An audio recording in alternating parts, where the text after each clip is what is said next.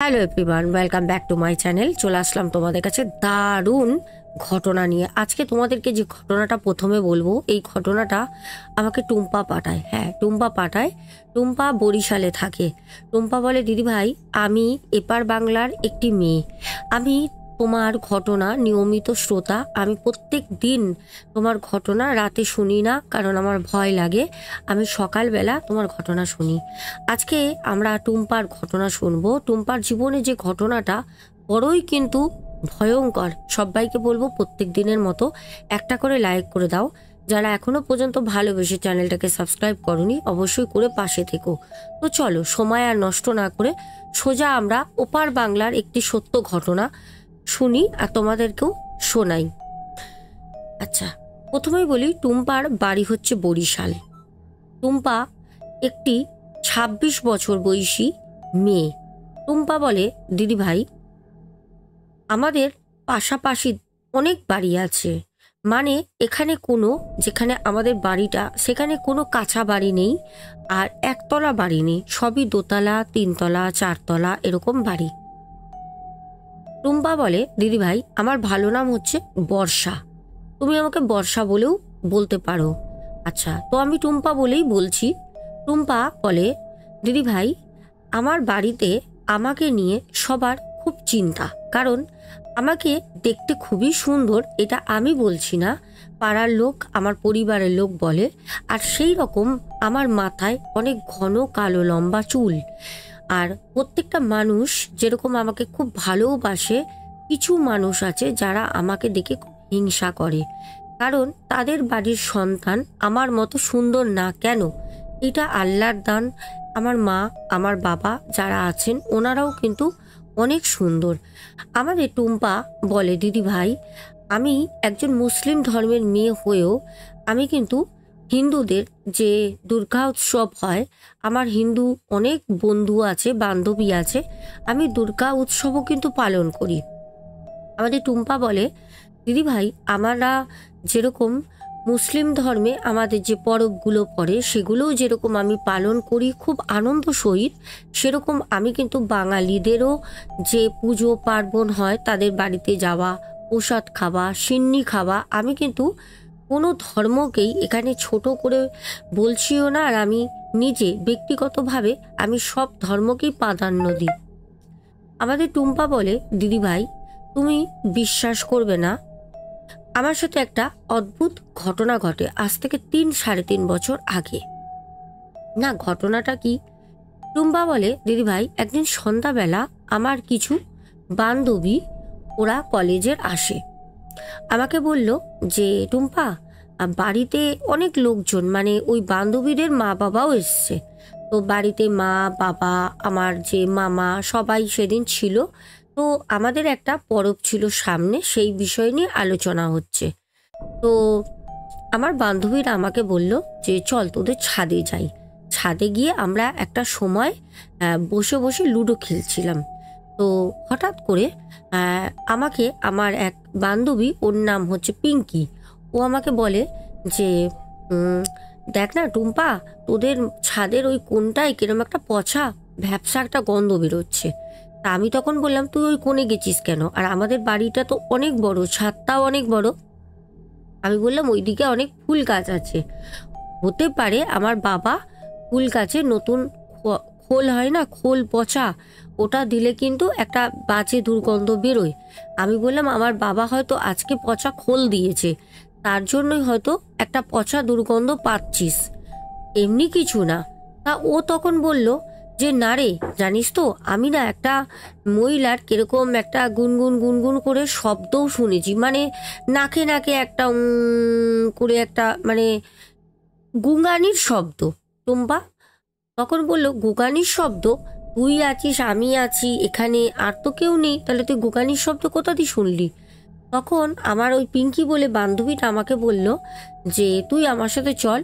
আমি লুডো খেলছিলাম, ও কিন্তু খেলছিল না, আমরা ৫ জন ছিলাম, ৪ জনের বেশি তো লুডো খেলা যায় না। ও কিন্তু ফোনে কথা বলছিল আর ঘুরছিল, হেঁটে হেঁটে ছাদে কথা বলছিল। হঠাৎ করে ও কিন্তু আমার হাত ধরে আমাকে টানতে টানতে নিয়ে যায়। নিয়ে গিয়ে যখন ওই কোণে আমাকে ও দেখালো, তখন আমি দেখলাম একজন মহিলা আমাদের বাড়ির ছাদে মাথা মুড়িয়ে বসে রয়েছে, কালো একটা চাদর পুরো গায়ে মোড়ানো। তো ওই সময়টা শীতকালও না যে গায়ে চাদর মোড়ানো থাকবে। তো আমি তখন ভাবলাম মনে আমার মামার ছেলেটা ও মাঝে মাঝে এরকম দুষ্টুমি করে, হয়তো আমরা 5 বান্ধবী উপরে আছি দেখে ও আমাদের ভয় দেখাচ্ছে। আমি তখন ওর সামনে গিয়ে আমি বললাম, এই তুই না? হ্যাঁ ভাই, রহিম ভাই তুই আছিস না? বলতে দেখলাম না কোনো সারা শব্দ নেই। আমি তখন আমার পিঙ্কিকে বললাম, বান্ধবীকে, যে তুই আমার সাথে নিচে চল তো, এটা রহিম ভাই করছে। ছাদ থেকে নামলাম, নেমে এসে যখন আমি যেখানে বসে সবাই কথা বলছে ডাইনিং প্লেসে ছুটে আসি, সাথে সাথে আমি না অবাক হয়ে গেলাম। দেখলাম রহিম ভাই শরবত সার্ভ করছে। আমরা উপরে রয়েছি, রহিম ভাই রান্নাঘর থেকে আমার মা শরবত দিচ্ছে, ও সার্ভ করছে। আমি আর পিঙ্কি দুজনেই দেখে অবাক হলাম। আরে রহিম ভাই যদি এখানে শরবত দেয় তাহলে পারে উপরে কে ছিল? ওই মহিলাটি কে? অবাকভাবে আমরা আতঙ্কিত হলাম, ভয়তে কোনো কিছু বুঝতে পারলাম না যে রহিম ভাই যদি নিচে থাকে তাহলে উপরে এত বড় দুঃসাহসিকতার সাথে ভয়কে দেখাচ্ছিল। রহিম ভাইকে সাথে সাথে বললাম, রহিম ভাইয়া তুই একটু আগে উপরে ছিলিস? তখন আমার যে নিচে মামি ছিল, তখন আমাকে আমার যে মামি ছিল, মামি তখন বলল যে ওই টুম্পা, রহমান তো নিচেই রয়েছে, রহমান তো একবারও ছাদে উঠিনি। তো আমি তখন বললাম যে তাহলে পরে ছাদে কাকে দেখলাম? প্রচণ্ড ভয় পাই। তখন আমি সাথে সাথে আমার আব্বু মানে আমার বাবার কাছে ছুটে যাই, গিয়ে বাবাকে বললাম, বাবা বাবা একটু ছাদে চলো তো, আমার কিন্তু বান্ধবী 3 জন তখনও ছাদে বসে আছে, আমি ফিরলে লুডো খেলা শুরু হবে। আমার বাবা সাথে সাথে বলল, কি হয়েছে মা? আমি তখন বললাম, তুমি চলো না। ছাদে যখন গেলাম তখন দেখলাম না, ছাদে তো কেউ নেই, তাহলে মাথায় মুড়ি দিয়ে কে বসেছিল? তো আমি আমার বাবাকে ছাদে সবই বললাম। পিঙ্কিও বলল যে আঙ্কেল এরম এরম ব্যাপার। তো আমার বাবা হেসে বলল, আরে না না, হতে পারে রহমানই কোনো সময় উঠে ওটা করে নেবে গেছে, ও যা ফাজিল মার্কা ছেলে, ওর কথা তোরা বিশ্বাস করছিস? যাই হোক, এই কথা বলতে আমরা সেই জিনিসটা আর গায়ে মাখিনি। বাড়িতে একটা অনুষ্ঠানের আলাপ পরিচয় হচ্ছে, খাওয়া দাওয়া হচ্ছে। তো আমার মা বলল যে তোরা নিচে আয়, এসে একটুখানি পেঁয়াজি করেছি, পেঁয়াজি পকোড়া শরবত এগুলো নিয়ে। তো আমরা আবার নিচে চলে যাই। ঘটনাটা কিন্তু এখানে শেষ না। আমাদের টুম্পা বলে, দিদি ভাই বিগত সপ্তাহখানিক পর আস্তে আস্তে একটা গরমের প্রভাবটা খুব বাড়তে থাকে। একটা সময় আমি কিন্তু উপরে উঠি, দিদি ভাই তুমি বিশ্বাস করবে না, আমি একা সন্ধেবেলা, যদিও আমাদের ধর্মশাস্ত্র মতে সন্ধেবেলা ছাদে যাওয়াটা উচিত না, হ্যাঁ তাও আমি সত্যি কথা বলতে ছাদে যাই। তো আমি ছাদে গিয়ে চুল ছিঁড়ে আমি ঘুরছি, প্রচণ্ড গরম তো, আর বেশ আমার তো দোতলা বাড়ি, হাওয়া দিচ্ছে, প্রচণ্ড হাওয়া চলছে। তো আমি ছাদে ঘুরছি, আমার আম্মি তখন ঘুমাচ্ছিল। হঠাৎ করে আমার পেছনে না, বুঝতে পারলাম না, মনে হলো কেউ আসলো। কেউ আসলে যেরকম মনে হয় না, একটা মানুষের শরীরের একটা হাওয়া, একটা প্রেজেন্ট বোঝা যায়, মনে হলো কেউ আসলো। তারপরে ক্ষণিকের মধ্যে আমার পেছন থেকে আমার চুলটাকে ধরে খুব জোরে টানে, এরকম চুলটা ধরে টানে, আমি না পেছনে এরকম হেলে যাই। মাগো করে চিৎকার করে উঠলাম। সাথে সাথে আমি ঘুরে দেখলাম যে না, ছাদে তো কেউ নেই, তাহলে আমার চুল ধরে কে টানলো? আর তখন সেই রাতের কথাটা মনে পড়লো, যেদিন আমাদের বাড়িতে সবাই মেহমান এসেছিল, আর সেদিনকে আমরা ছাদে ছিলাম, সেদিন আমরা ছাদে খেলা করছিলাম লুডো। পুরো কথাটা মাথায় আসতে আমি সাথে সাথে না ছাদ থেকে নেমে যাই। আমাকে টুম্পা বলে, দিদি ভাই তুমি বিশ্বাস করবে না, আমাকে সকালবেলা আমার আব্বু জান ডাকছে, টুম্পা টুম্পা করে আমি যখন ঘুম থেকে উঠে যাই, আমি সকালবেলায় উঠে একবার আমি কোরআন শরীফ পাঠ করি, জামা কাপড় পরিষ্কার পরিচ্ছন্ন হয়ে আমি কোরআন শরীফ পাঠ করার পর আমি শুয়েছিলাম, শরীরটা ভালো লাগছে না আমার, শুয়ে আছি। আমার আব্বুজান টুম্পা টুম্পা করে যখন আমাকে ডাকে, আমি সাথে সাথে ছুটে যাই। আমাকে বলল, মা ছাদে আয় তো। ছাদে যেতে আমার ভয় লাগছে। আমার সাথে দুদিন আমি যা ফেস করেছি, আমি বাড়িতে বলছি, কেউ বিশ্বাস করছে না, আমার ভয় করছে। আমি তাও ছাদে গেলাম। ছাদে যেতে বাবা আমাকে বলল, ওখানে কি ওগুলো? আমি দেখে অবাক, আমি তো বুঝতে পারিনি, আমার ধারণার বাইরে। কিছু মাথার চুল মনে হচ্ছে যেন টেনে কেউ ছিঁড়ে দিয়েছে। আমারই মাথার চুল বেশ বড় বড়, অদ্ভুতভাবে ছেঁড়া অবস্থায় ছাদে পড়ে আছে। তাহলে আমি গতকাল রাতে যখন চুল ধরে কেউ টেনেছিল, আমি তো ভয়তে নেমে এসেছি। তারপরে রাতের অন্ধকারে আমি দেখিও নি, হয়তো ওই সময় তাহলে আমার সত্যি কেউ চুল ছিঁড়ে দিয়েছিল। আমি খুব কান্না করি সেদিনকে। টুম্পা বলে, দিদিভাই আমি জীবনের সেরা কান্না আমি সেদিন কাঁদি। আমার চুল খুব শখের চুল, আমার চুল কেউ ওরকমভাবে ছিঁড়ে দিয়েছে। টানটা অনুভব করেছি, চুল ছিঁড়ে গেছে আমি বুঝিনি। মাকে যখন বললাম, আমার মা বলল, চুল খুলে তুই পেছন ঘুরে দাঁড়া। মা দেখে বলল, হ্যাঁ তোর মাথা দিয়ে বেশ খাপছাড়া খাপছাড়া করে চুল ছেঁড়া। মা বলল, কি করে হলো? ছাদে আমি সবটা বললাম। আমার মা মানে আম্মি যান আমাকে নিয়ে সোজা, সাথে সাথে গাড়ি আমাদের আছে, গাড়ি বের করে আমার আব্বু যান চালিয়ে আমাকে নিয়ে যায় সোজা মসজিদে। মসজিদে যে মল্লি সাহেব ছিলেন, উনি সব বিষয়টা দেখে আমাকে বলল, মা তুই বাইরে যা। আমার বাবার সাথে সেই মসজিদে একটা টাকা আমরা ডোনেট করি বছরে বছরে, তো সেখানে খাজা বাবার উৎসব হয়, তো ওখানে আমাদের একটা ভালো বাবার নাম ডাক আছে। আমাকে বলল, মা তুই বাইরে যা। আমি বাইরে এসে দাঁড়ালাম। তখন আমার আম্মি জানকে আব্বু মানে আম্মি জান আর আব্বু জানকে বলে, যেটা আমি পরে জানতে পারি, যে আমারই ওই মানে বান্ধবীদের মধ্যেই, বলল ওই 5টা বান্ধবী ওরা নাও হতে পারে, কিন্তু কলেজের বান্ধবী, বলল ওর বান্ধবীই হয়। তারা আমাকে নাকি এরকম মানে খারাপ করেছে এই কারণে যে একটা হিংসি ব্যাপারে, খাড়াখাড়ি ব্যাপারে। আমাকে আমার আব্বুজান তখন বলল, মারে তুই চিন্তা করতো যে তুই এরকম কারোর সাথে তোর ঝগড়া ঝামেলা কলেজে হয়েছে কিনা, এরম কাউকে কি তুই সন্দেহ করিস যে তোকে ক্ষতি করতে পারে? আমি তখন বললাম যে না, আমার তো এরকম কাউকে সন্দেহ হচ্ছে না। বলে, তুই ভালো করে ভাবনা কর। আমি তখন বললাম যে ভেবে 3 মাস আগে, গত 3 মাস আগে কলেজে একটি আমার বান্ধবী, ওর সাথে আমি এখনো কথা বলি, ওর নাম রোশ। ও আমাকে খুব আজে বাজেভাবে ছোট করেছিল, কারণ ও অ্যাকচুয়ালি সন্দেহ করতো কলেজে যে ওর বয়ফ্রেন্ড সে নাকি আমাকে লাইক করে।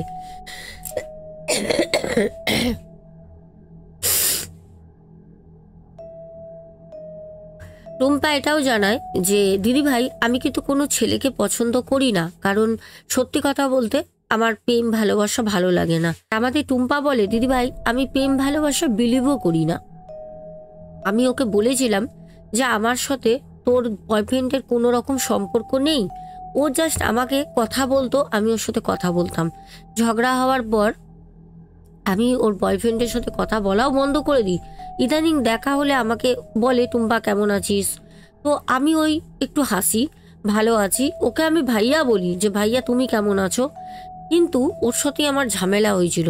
যেটা জানা যায় যে ওই রোশ বলে যে মেয়েটি ওকে বাইরে দিয়ে কোনো এক জায়গা দিয়ে, মুসলমান জায়গায় গিয়েই ওই আমাদের টুম্পা বোনের উপরে কালা জাদু করে, বান মারে, যাতে ওর সৌন্দর্য নষ্ট হয়ে যায়। কারণ ও হচ্ছে কলেজের মধ্যে সেরা সুন্দরী। ওর মানে সুন্দর বলতে, ওকে দেখতেও যেরকম সুন্দর, কালো ঘন এক মাথা চুল, আর মেয়েদের তো চুলেই সৌন্দর্য না, চুল কালো ঘন লম্বা চুল, এটাই তো সৌন্দর্য। তো যাই হোক, আমাদের টুম্পা বলে, দিদিভাই তুমি জানো না, আমার আমার সেই কাজ কাটাতে বেশ কয়েক মাস সময় লেগে যায়। অনেক কষ্ট করে আমার আব্বু আম্মি যান অনেক কষ্ট করে আমার সেই কাজটা দিয়ে আমাকে উদ্ধার করে। এখন আমি ভালো আছি। আর এই ঘটনাটা যে আমি শেয়ার করলাম, এটা আমার জীবনে বাস্তব ঘটনা। আমার আম্মি, আমার আব্বু সবাই তোমার ঘটনা শোনে। দিদি ভাই, যদি তুমি আমার ঘটনাটা শোনাও তাহলে পরে আমরা খুব খুশি হব। আর আজকে তোমার ঘটনাটা শুনিয়েই দিলাম টুম্পা। আচ্ছা, প্রথমেই বলবো মানে আন্টি আর আঙ্কেলকে আমার আমার তরফ থেকে অনেক অনেক ভালোবাসা, অনেক প্রণাম। তোমরা অনেক ভালো থেকো। আমাদের সুন্দর একটি বোন পেয়েছো, সত্যিও খুব সুন্দরী। ও আমাকে ফটোও পাঠিয়েছে।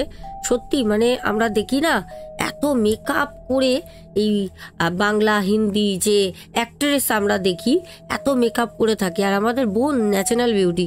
তো চলো আজকে তোমাদের কমেন্টগুলো তাড়াতাড়ি পড়ে নিই। আচ্ছা, শোনা কথায় তো ঘটনা আমি দিতে পারিনি গতকাল। আজকের ঘটনাটা তোমাদের কেমন লাগলো বলো। আর আজকে আমি আবারও একবার যাব ডাক্তারের কাছে। কয়দিন ধরে খুবই ডাক্তার দেখাতে হচ্ছে, বুঝতে পারছি না, প্রচণ্ড ঠান্ডা লেগেছে, এত কাশি, এত গলা ব্যথা। তোমরা দেখছো আমার মুখ ঠুক সব ফুলে রয়েছে, এখনো আমার গায়ে জ্বর, জানো তো। যাই হোক, চলো। নেহা মাইতি ফার্স্ট কমেন্ট করে, তারপর আমাদের সিয়াস ভাই, তারপরে আমাদের মাধুরী, আচ্ছা মাধুরী কমেন্ট করেছো। তারপর অ্যাঞ্জেলিনা সোরেন, সুদীপ্ত ব্যানার্জি, তারপরে আমাদের স্বপন রাউত বনু, তারপর হচ্ছে রমা কর্মকার, হোয়াইট কিং বনু, তারপর হচ্ছে সোমা দত্ত, রমা কর্মকার দিদি ভাই, গার্গী সুর। আচ্ছা নাম্বার চাই। আচ্ছা, নাম্বারটা দেখবে কমেন্ট বক্সে পিন করা আছে। হ্যাঁ গার্গী, আমি তাও তোমাকে একবার দিয়ে দিচ্ছি, দাঁড়াও। আচ্ছা গার্গী, তোমাকে আমি নাম্বারটা দিয়ে দিলাম, তুমি আমার সাথে কন্ট্যাক্ট করো। আচ্ছা, হোয়াটসঅ্যাপে, ওকে। আচ্ছা, রত্না সরকার, নেহা মাইতি, রূপা দে, মঞ্জুষা নন্দী, হোয়াইট কিং বনু আবারও কমেন্ট করেছো। মঞ্জুষা নন্দী দিদিভাই আবারও কমেন্ট করেছো। আচ্ছা, তারপরে পদ্মা বসাক, তারপরে কিষাণু মান্না, প্রদীপ দাস, পাপ্পু দে ভাই। আচ্ছা, খুব ভালো লাগে তোমাদের কমেন্টগুলো সত্যি। তারপরে সুজাতা দাস, স্বপ্না বাচাল দিদিভাই, চন্দনা গোপে দিদিভাই, ববি ঘোষ, বেবি ঘোষ, বেবি বাচ্চা, ছোট কুচি বাচ্চা। তারপরে বনানী কর্মকার। আচ্ছা, লাল শাড়ি দারুণ লাগছে। আমাকে সবাই বলে যেন শাড়ি পরলে খুব ভালো লাগে। পরবো, শাড়ি পরবো, শরীরটা ভালো হয়ে যাক। অনেক ঘটনায় মাঝে মাঝে লাইভে আসবো, লাইভ করবো ভাবছি, ইদানিং করতে পারছি না, দেখি আসবো। পাপ্পু দে, তারপরে অমৃতা সরকার, তাপসী মৌরয়, নৌবান ভাই, টুকু সাবারবল, তারপরে স্বপ্না কর্মকার, মিন্টু গায়েন, বনানী কর্মকার, Pinki Khatun, Raja Mallick, Bapli Mallick, panther gaming YT, তারপরে শামিমা সামরোস, পরপর দুটো কমেন্ট করেছো। তারপরে কমেন্ট করেছো পার্থ রয়, মা দেখা দেয় চুপি চুপি ঘরের আশেপাশে। ঘটনাটা আমার খুবই অন্তরে ছুঁয়ে গেল, সত্যি ঘটনাটা সত্যি খুব অন্তরে লাগার মতনই ছিল। আব্দুল হক ভাই, তারপরে রেশমি ভট্টাচার্যা, টুম্পা মণ্ডল, তারপরে সুপর্ণা, তারপরে মিম কমেন্ট করেছো, দীপ কমেন্ট করেছো, শম্পা মিনি কিচেন কমেন্ট করেছো, তারপরে এস দেব রয়, পিন্টু ঘোষ, তুলসী ত্রিপাঠী, তারপর জল্পনা মজুমদার, স্বপ্না বিশ্বাস, রেখা অধিকারী, জলি হাজরা, সোমা, তারপরে অরূপ ভট্টাচার্যা, আর একদম শেষে পূর্ণিমা দাস। তো সবার নাম বলে দিলাম। চলো দেখা হবে রাতে দারুণ একটা তারাপীঠের অভিজ্ঞতা নিয়ে, শুধু সাথে থাকো। এখনের মতো